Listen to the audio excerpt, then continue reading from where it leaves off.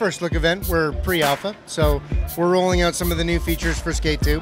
Big one, new San Vanalona, and it's a pretty much unrecognizable San Vanalona. We got to destroy the city in Skate It, which is another part of the franchise coming out for Nintendo, which precedes Skate 2, which happens about 5 years in the timeline after the first Skate. So since we got to kind of destroy the whole thing in some fun and amusing, no one got hurt type of tragedies, we got to rebuild it. The evolution of the controls from Flick It, and the ability to double the amount of tricks that we're doing from Skate 1. And it was a long-term vision. We couldn't get to it all in the first one, but simple things like giving you 2 feet on each button, giving you a hand on each trigger or shoulder button. Now we've been able to push that to the point where now, since you have 2 hands, you can take a hand off, you can hand plant, you can grab things in the world and move them around. You've got your 2 feet, you can take a foot off the board, do a foot plant. You can do no complies.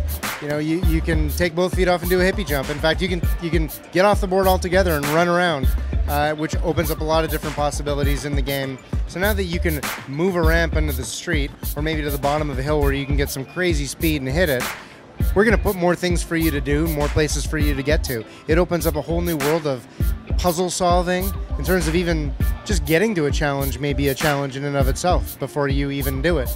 So that could involve you getting off the board, looking around, moving around some objects. And then there's the replayability, which is infinite. As when you can create your own lines with tons of different objects, drag them all over the city, that just adds so much to the game that you can make that city your own. 60 frames a second, we're stoked for that. It didn't seem like something that was possible, and the team rose to the occasion. And the crazy thing is, when you're rendering at 60 frames, usually you assume your visuals are going to take a hit, and everything looks way better. I don't know how they did it, but it's an amazing thing. It feels so nice, smooth and buttery at 60 frames a second. Our physics always ran at 60. Now we have the rendering and the physics both tied at 60. Feels great. PS3. This is our second time around on the PS3. It's at parity with the Xbox. They're both going to be the 360. That is, they're both going to feel pretty much the same. Slight differences, but you're not going to see a big difference between the two.